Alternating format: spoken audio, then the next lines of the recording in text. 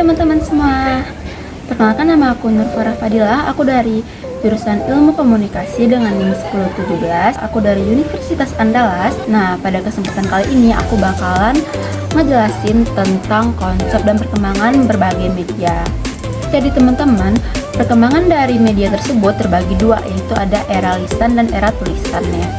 Era lisan ini merujuk pada periode sebelum penemuan tulisan dan media cetak, di mana komunikasi dan penyampaian informasi disampaikan secara verbal hanya dari mouth to mouth gitu ya. Jadi masyarakat sangat bergantung pada tradisi lisan, cerita, dan pengajaran secara langsung untuk menyampaikan pengetahuan, sejarah, budaya, serta ajaran agama dan hukum nih. Lalu yang kedua ada era tulisan. Nah, di era tulisan ini dimulai sekitar tahun 1941 Masehi yang menandai awal munculnya tulisan di dunia. Bentuk-bentuk hasil dari era tulisan ini termasuk dari cap tangan, kayak ditemukan di gua-gua gitu. Lalu tulisan di dinding gua, serta tulisan yang terukir pada tanah liat. Seorang ahli Everett M. Rogers pada tahun 1986 menyatakan bahwa tujuan penulisan di gua, dinding atau tanah liat tersebut untuk menyampaikan informasi yang dapat dipahami pada masa itu. Sebelum adanya teknologi yang lebih maju, mungkin kayak mereka akan menyampaikan seperti hewan buruannya, yaitu terdapat gambar seperti babi hutan atau segala macam hewan-hewan di dalam gua tersebut. Juga mungkin mereka menggambar beberapa diri mereka dan juga anggota keluarga mereka pada dinding gua tersebut. Lalu eranya udah mulai maju nih, udah masuk pada era percetakan.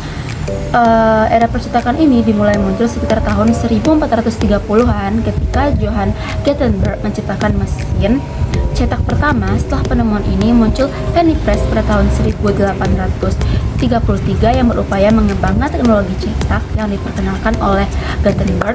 Nah, era percetakan ini menandai sebuah perubahan besar ya, kayak revolusi gitu dalam sejarah komunikasi dan budaya.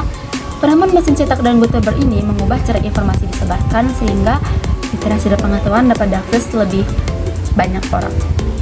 Lalu udah semakin maju kan setiap perkembangan zaman. Lalu muncullah pada era teknologi.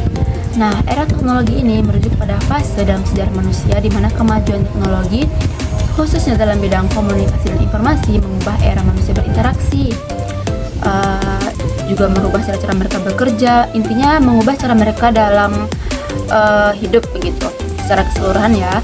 Ini tidak hanya berdampak pada sektor industri tetapi juga mempengaruhi budaya, pendidikan, ekonomi, politik, dan hampir semua aspek kehidupan manusia. Lalu selanjutnya perkembangan dari media ini yaitu setelah memasuki teknologi tadi kan. Nah, mulai muncul nih kayak musik dan radio. Musik sendiri kita mengenal sebagai sesuatu komunikasi antara nada, vokal, juga instrumen yang harmoni, di mana hal tersebut dapat dimanfaatkan untuk mengekspresikan segala sesuatu yang bersifat emosional ya.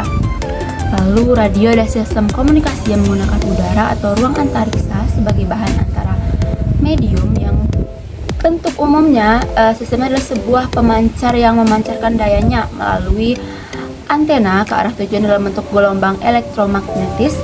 Nah, penggunaan radio sebagai media pendidikan cukup efektif sih karena pada zaman itu ya, radio memiliki jangkauan yang sangat luas. Penduduk yang buta huruf pun dapat mendengarkan dan mengerti secara efektif informasi-informasi yang disampaikan dengan audio tersebut ya.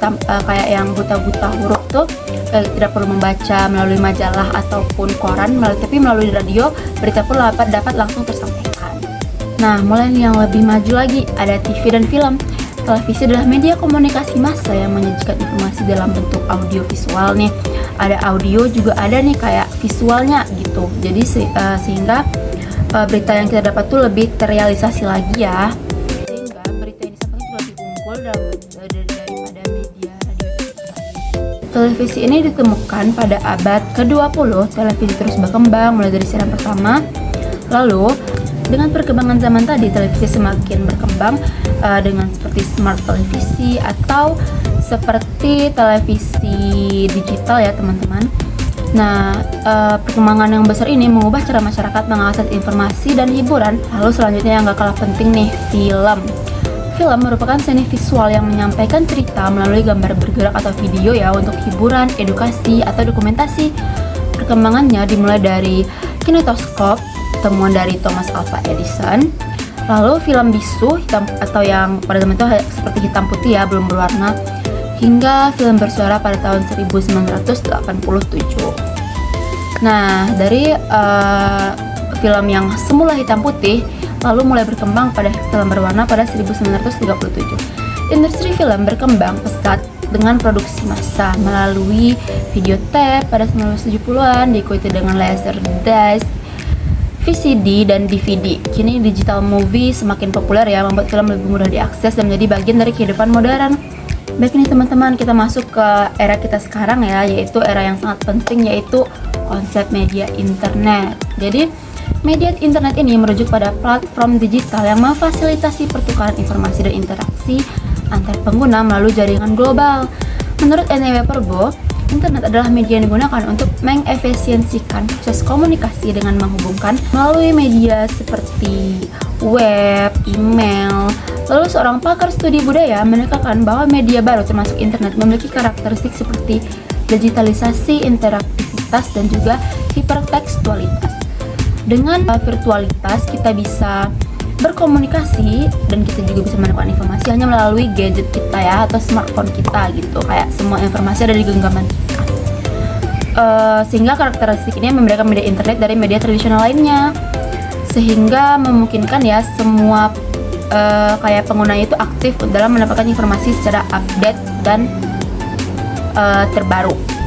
Nah, jadi teman-teman, begitulah perkembangan media dari yang semula tradisional, yang dari tulisan sampai era digital kita sekarang ini.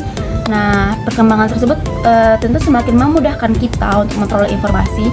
Namun, kita harus juga semakin bijak, berpikiran kritis dalam menerima setiap informasi. Jangan sampai dengan mudahnya kita menerima informasi tersebut menjadikan kita menjadi sebuah tantangan bagi kita gitu untuk mendapatkan informasi hoaks dan percaya berita tersebut begitu saja. Nah, saya berharap teman-teman mampu memanfaatkan perkembangan ini dengan baik, sehingga hal ini dapat dimanfaatkan sebagai untuk mengembangkan potensi diri, sehingga kita juga lebih, dengan berkembangnya teknologi, kita juga lebih semakin berkembang. Baik teman-teman, sekian yang dapat aku sampaikan. Semoga informasi tadi bermanfaat ya bagi teman-teman. Baik teman-teman, sekian yang dapat aku sampaikan. Semoga puasa kita selalu lancar dan kita selalu diberi kesehatan untuk menyelesaikan puasa kita sampai akhir ya teman-teman. Aku akhiri dengan Assalamualaikum warahmatullahi wabarakatuh. Bye bye teman-teman.